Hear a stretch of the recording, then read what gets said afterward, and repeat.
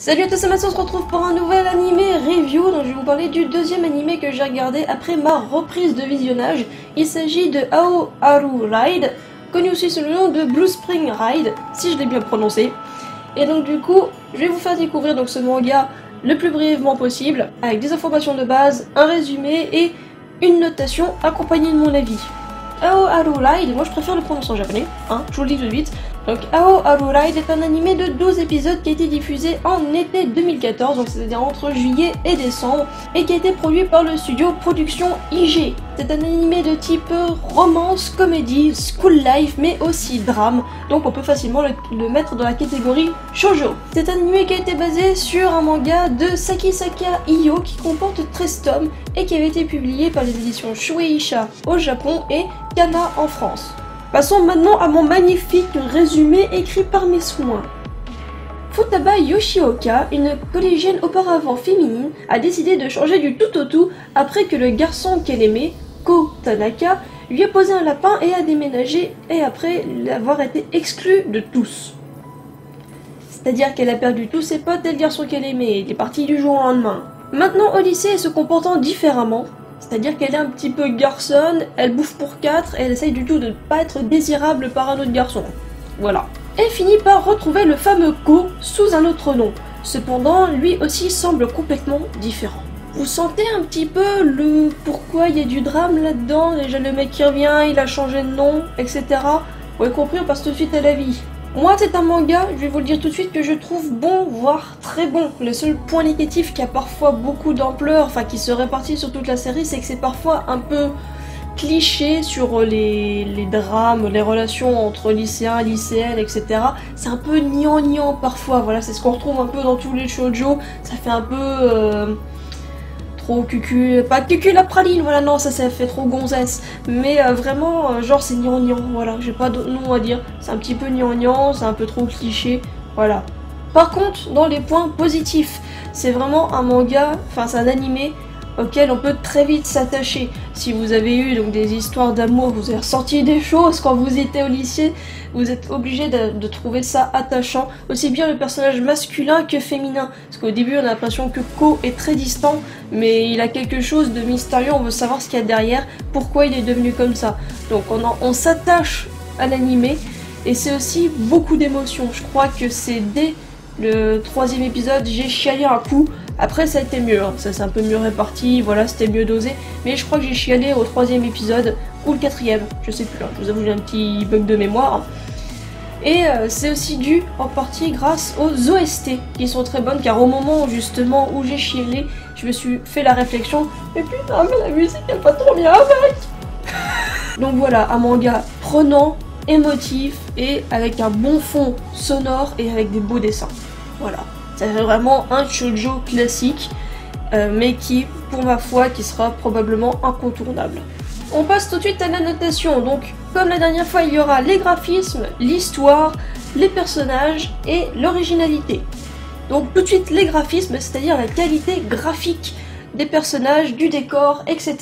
Donc, pour moi, je mettrais la note de 7 sur 10. C'est un manga, enfin c'est un animé qui est correct au niveau des graphismes, mais pas incroyable. Voilà, il n'y a pas de style, disons qu'on peut retrouver ça facilement dans d'autres animés, mais j'avais quand même été bluffé à un moment, ils sont sur une montagne et il y a du vent, et ils ont bien matérialisé le mouvement du vent dans les cheveux, et c'est quelque chose de ma foi très simple, vous me direz, mais sur le moment c'était vraiment très sympa. Donc voilà, on voit des petites particularités à certains moments, j'ai pas tout noté, voilà, en regardant l'animé, mais voilà, des petites particularités par-ci, par-là qui font ressortir le côté graphique. Mais c'est pas oufissime. Les personnages sont simples, ils sont réels, c'est tous des bruns, je sais même plus, je crois pas qu'il y a pas de blond, je crois. Il y a des, voilà, c'est des personnages avec des couleurs réelles, on va pas avoir de ce goût des cheveux rouges, des cheveux violets, etc. C'est vraiment ancré dans la vie réelle, c'est vraiment du school life. Et donc maintenant l'histoire, hein. Ma note est incroyable, 6,5 sur 10, non je pouvais pas faire de chiffre rond, je sais plus comment je suis arrivée à ça, mais ça s'explique, tout simplement parce que c'est une belle histoire avec des émotions, de la comédie et du drame, c'est très bien tourné et bien amené. Par contre, ça nécessite clairement une saison 2 parce qu'on n'est pas arrivé, il nous manque un truc, on veut quelque chose, je vais pas vous spoiler, mais on veut quelque chose à la fin et on ne l'a pas. donc ça nécessite clairement une saison 2. Je ne sais pas si c'est déjà prévu par le studio ou quoi que ce soit. En tout cas, le manga est terminé, il y a 13 tomes, donc est-ce qu'ils ont coupé en deux pour voir comment ça allait réagir ou bien pour faire de la pub au manga? Mais du coup, voilà, il manque la suite, on veut une suite, tout simplement. Même si c'est juste un 3-4 épisodes, sauf s'il va y avoir d'autres péripéties, ça on sait pas.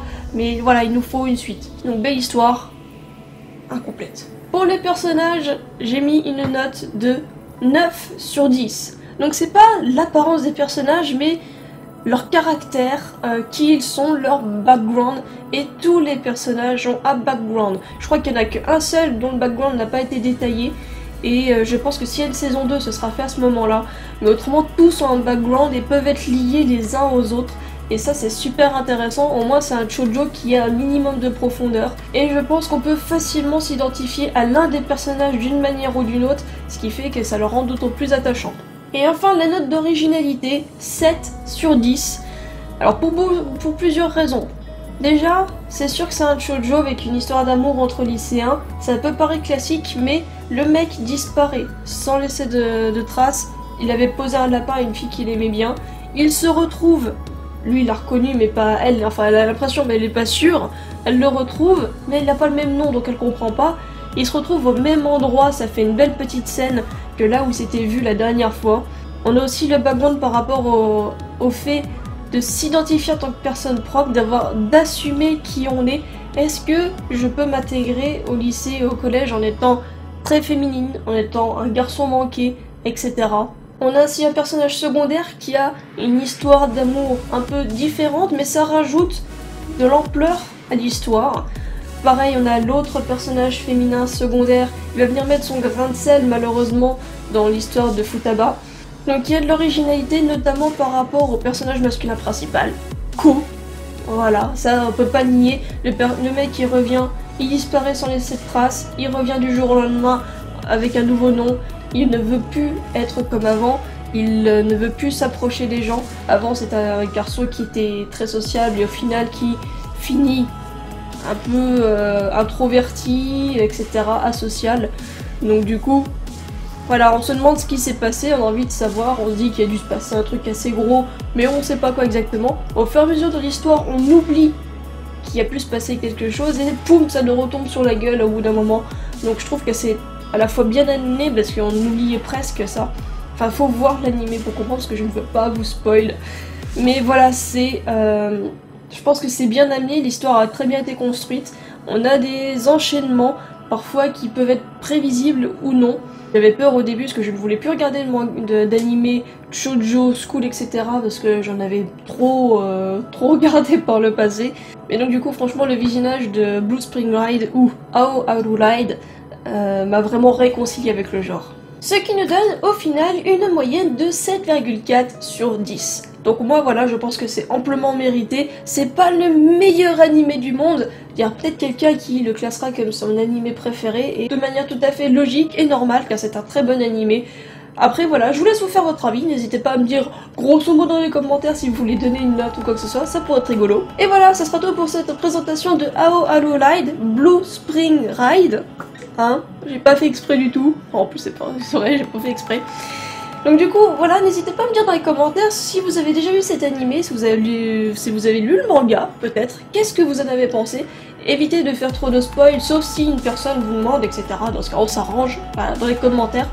Mais voilà, n'hésitez pas à me dire dans les commentaires ce que vous en avez pensé, et comme ça on discute ensemble, c'est toujours super intéressant. Hein. Vous le savez, j'aime bien discuter avec vous. Suffit de voir dans les commentaires des autres vidéos, je peux être très bavarde. En tout cas, la vidéo s'achève ici, j'espère qu'elle vous aura plu. N'hésitez pas à laisser un pouce en l'air si ça vous a plu, et on se retrouve très vite pour une prochaine vidéo. Salut!